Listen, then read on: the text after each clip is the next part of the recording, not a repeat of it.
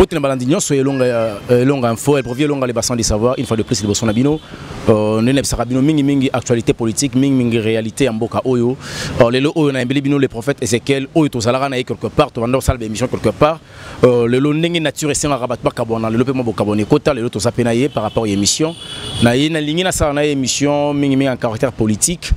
Malgré tout aussi mbappé bonzambe mais moi politique ekota na kati po mingi nde yango mbote mosala nzambe mbote merci ndekonanga elonga bonne santé. Oui, Dieu fait grâce, santé ça va tozo bunda nzambe pas zo sungaka na ngolu na nayebi que vous êtes un pasteur un prophète au ça il a nzambe nazana ba témoignage ya ibele ayo. Mais ce qui concerne la géopolitique de ces pays, prophétie n'a pas côté na kati. Mais vu réalité tout le monde a mboka Jean-Marc Abound, une fois on a parlé du peuple, le président et la commission, ba kanga na kati bureau, ba kangela bureau pour ba yebisa avec caméra à senga FCC pardon. Réaction on a un niveau Oyazali étant que le premier vice-président de l'Assemblée nationale. Qu'est-ce que toi tu peux dire par rapport à la réaction? D'abord il faut savoir le pourquoi il faut senga pardon. Et puis le pourquoi bakangela qui na kati bureau, ce qui réellement il fallait senga pardon. Il faut le pourquoi. Bakonangé on des le pourquoi. Oui, Bakonangé il avait parlé c'était au conditionnel à confirmer qu'il était parce que j'ai suivi ça confirmer qu'il était que Bakonangé à lobby na lingité bande konabiso à cause il y a telle chose à cause de la croque à jambe. C'était au conditionnel. C'est ce que les gens n'arrivent pas à comprendre. Il n'a pas parlé à l'impératif que nous promettre que vous nager. Non. C'était au conditionnel. Donc, ce qui vous démérer na voix oyo. Il y a outrage à l'autorité, il manque de respect au chef de l'État, et puis coq à jambe. Voici les conséquences. Na linginga na lingité que boye kola ko nager. Donc il faut tout de suite que vous nager. Donc on a surtout un pardon, c'est par rapport à quoi. Et puis là il faut être clair. Il a parlé dans ma partenaire dans le sens général, mais à spécifier personne boité. Un groupe de gens, c'est pas que bangonyo sur la plateforme wana ya famille politique ou ya partenaire na bango, ne bangonyo sur na kati makamona, il y a un groupe de gens na kati parce que ici je ne dis pas ce que moi je conçois. J'ai dit au fait ce que j'ai entendu de lui.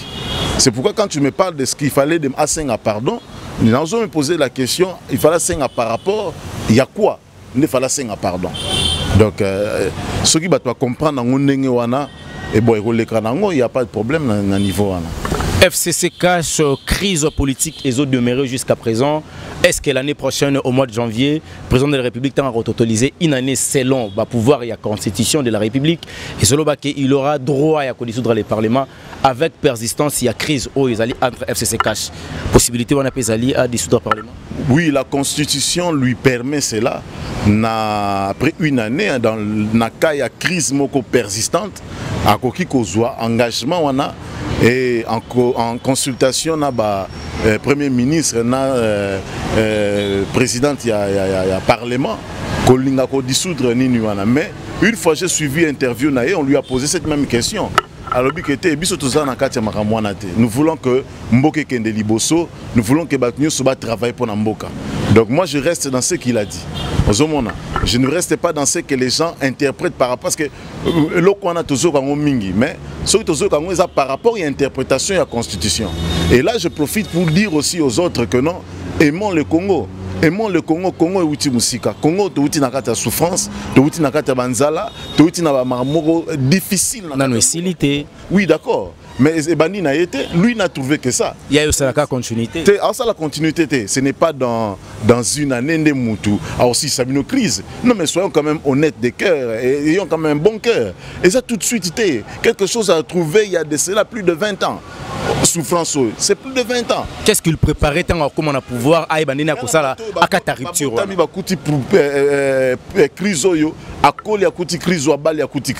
Rupture exactement pourquoi. Donc ça dit que ça viendra avec le temps. Déjà il faut qu'on signale qu'il y a quelques avancées moko dans le cadre de changement où ils sont remarquables que nous devons louer.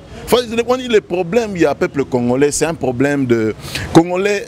Moi je comprends. Mon souffrance est affectée qui même mentalité à peuple congolais et gangrena qui sens y a réflexion à peuple congolais ozomona à telle enseigne que et affecté même comportement à peuple congolais ozomona donc le congolais azoko raisonner sous souté lokola mutu congolais comme ko raisonner lokola nyama vous imaginez c'est le seul pays ngana kenana na fana mikili ya poto ozo comprendre c'est le seul pays circule partout dans le monde ozomona donc écoute musika tena kena ba pays de nord awa ba Tunisie ba Casablanca ce sont des pays que j'ai fréquenté aussi ozo comprendre mais o moko zota la mboka o la muka la libola muki na tongo so mituna me mboko ba kombola kengo po ba yokesa ngona zoyato ezaka lo lenge na ngone ngezala mais c'est le seul pays au monde où l'homme se contente de la saleté ozo comprendre devant une boutique vous verrez la saleté une boutique s'il vous plaît vous trouvez saleté quelqu'un qui te vend du pain likolo ya saleté mutazo a tumbela yo mbisi a tumbela yo dendo mais eza likolo ya saleté donc mais ça na eza likolo ya saleté et c'est normal ça passe comme ça mutazo li apendengwa c'est le seul pays au monde où ils ont vivre biloko donc c'est de la sorcellerie. Vous avez aujourd'hui vous êtes au pouvoir, qu'est-ce qui manque les lots bolongo la biso na mentalité wana na minito yo eza peuple nem tazana kata pouvoir ozomona lokola IDPS comme parti politique fati comme président de la République peuple wapi te peuple azana pouvoir eza pouvoir à peuple peuple a souffert quitte il y a pouvoir à peuple nzamba pesi peuple mon conduit à peuple la outil na peuple le président Félix Tshisekedi vient de la population ozomona donc c'est l'un de nôtres na kiri na biso à peuple moko na kat na biso nem tazana bo conjoint les choses vont marcher très bien et ko évoluer t'inquiète makamboza vraiment que jusque là avancer dans ma case toi on a droit de gratuité d'enseignement et ça là na mboko ça existait où gratuité d'enseignement existe à wapi na mboko mais c'est rédigé dans la constitution non il y a mboko malgré il y a des coques à jambes malgré il y a un peu des écoles aux Osimbate comprendre des degrés à sorcellerie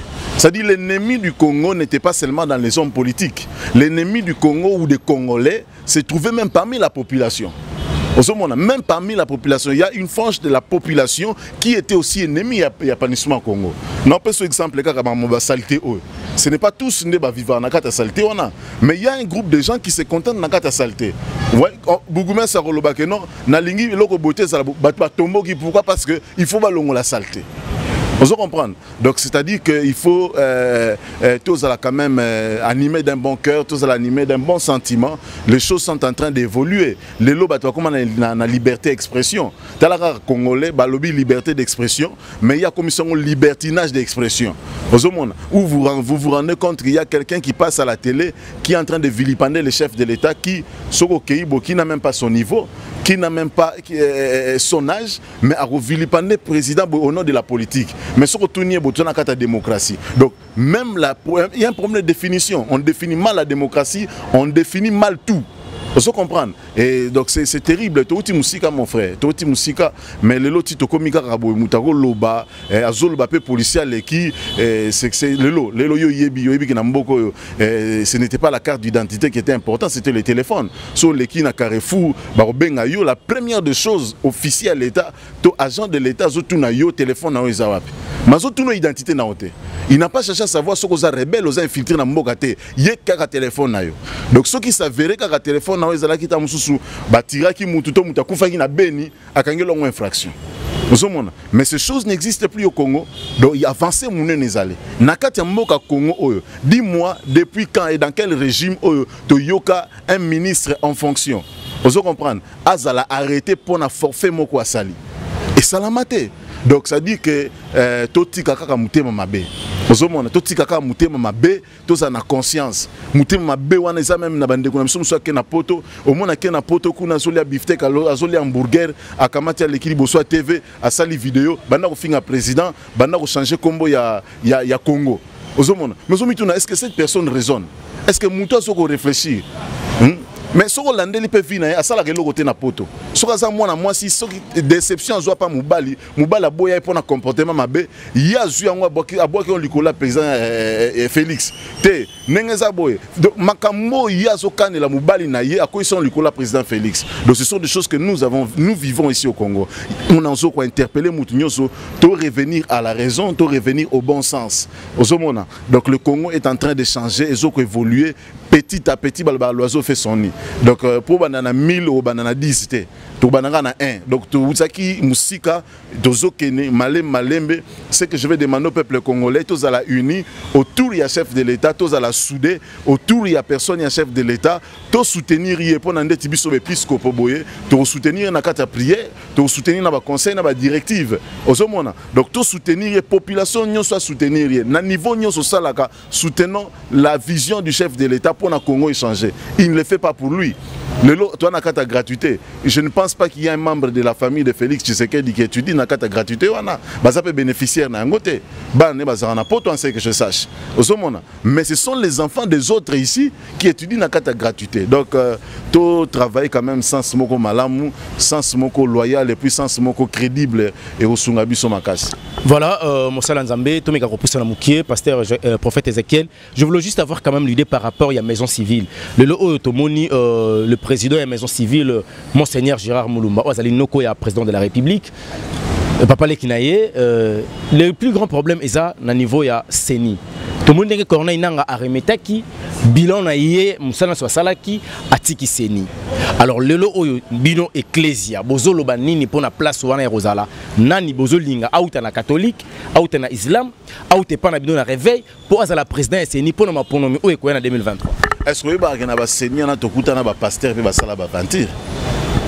Tokuta pe na ba sango ba sala ba ventir. C'est pas ça la raison. Il faut que quelqu'un de bon cœur, sens pe ba facteur na nyonso. Ego uta wa. Ce qui bino kutu batei, bino basali ya Nzambe, bato fo bozala penande modèle. Congolais de cœur. Azala congolais de cœur, azala amour ya Congo. Azala cupidité. Nde bato bongo, faut ba critérium wana. Critérium ki azala sango, azala musulman, azala nini, nayebi ke ba sango ba leka. Pasteur baleka tu ba comédie c'est ça la mawana. Donc tu comprends que c'est pas ça la raison. Le problème c'est un homme circoncis de cœur.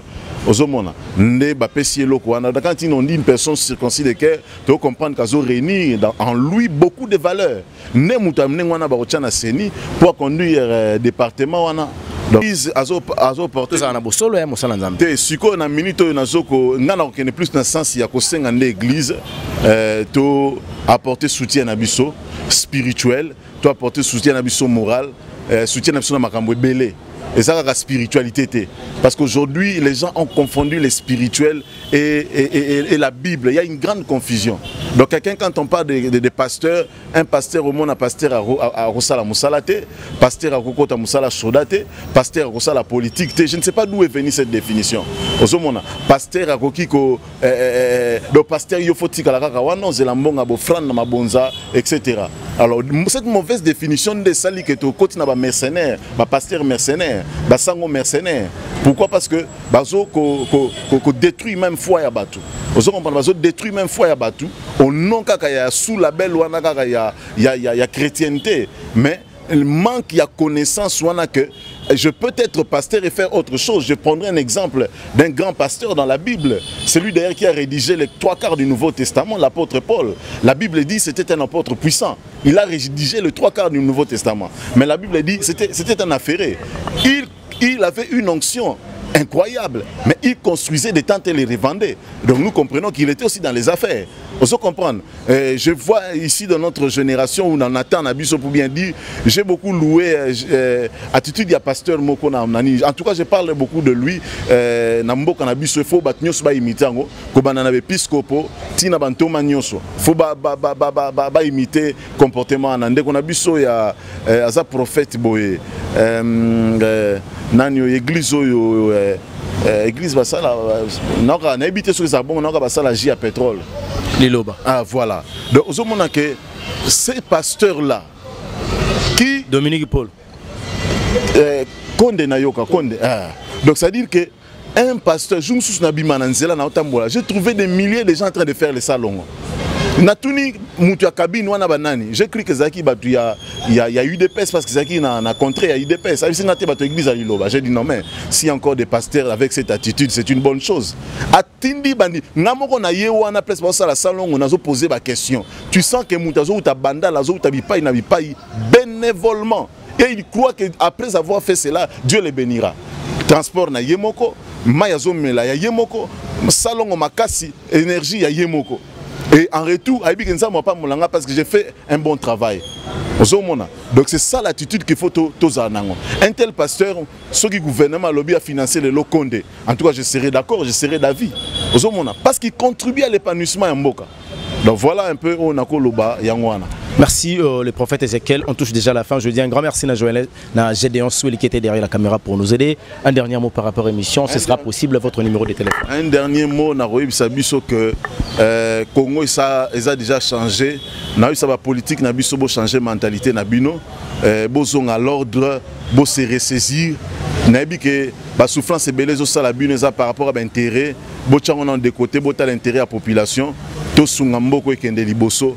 Nzamba pambola batu nyonso o nyonso sala la politique na mboko apambola bango apambola peuple congolais nyonso apambola président de la République apambola pende konangai elonga kolochen oyo azali moko na mopanzi sango moko vraiment très efficace oyo sala ka musala makasi pona mboka na kosenga na yo muto zola na ngai bipai nyonso zali s'abonner massivement pe suggérer abonnement na batu pe oyebi voisins amis connaissances na chaîne oyo pozwa quand même d'informations crédible et fiable pour l'intérêt nayo. Donc voilà ce que je peux dire. Mon numéro c'est plus 243 82 00 56 610 plus 243 82 00 56 610. Tu m'appelles au besoin de la prière, besoin d'une directive. Donc nous sommes là au service de la nation. Merci Moussa Nzambe. Je vous demanderai vraiment bien le numéro 1. Il y a Moussa Nzambe, beaucoup d'orientation à Malamu et puis c'est un homme de Dieu très puissant. On a reconnaître, on a témoigner. Restez toujours branchés dans Elonga Info. Et pas penza beaucoup d'informations en caractère d'une manière générale pour te méga couper Sarabino penza boani na makambo ezali koleka awa na katsambo kanabiso. Un grand merci à Marie-Claire Chango, ma grande soeur propre depuis Paris. Ndeka Tolobaki qui est la voix des orphelins ne tombera jamais. On est là pour faire le travail. Je dis encore un grand merci à mon papa qu'on appelle papa Marcel Kazadi depuis Mbokaya Allemagne avec ma maman Doudou Kazadi Mbote Nabino Bisika Bozwami. Je pense que ce qui est sous Christ Azongité Mbala Simatorope Sabino émission Oyo et Kozala Kitoko. Je dis encore un grand merci à ma femme qu'on appelle Naomi Tela Marlène avec les jeunes petites c'était à Bolingo, la femme qui a sauté l'infidélité et l'égoïsme en un seul jour. Maman Yabananga, mère Indira Gandina Tuberger Queen, n'a pas si bambo tebe na bébé nangai, tout mon ami, Jésus Christ Azongité. À la prochaine, bye bye.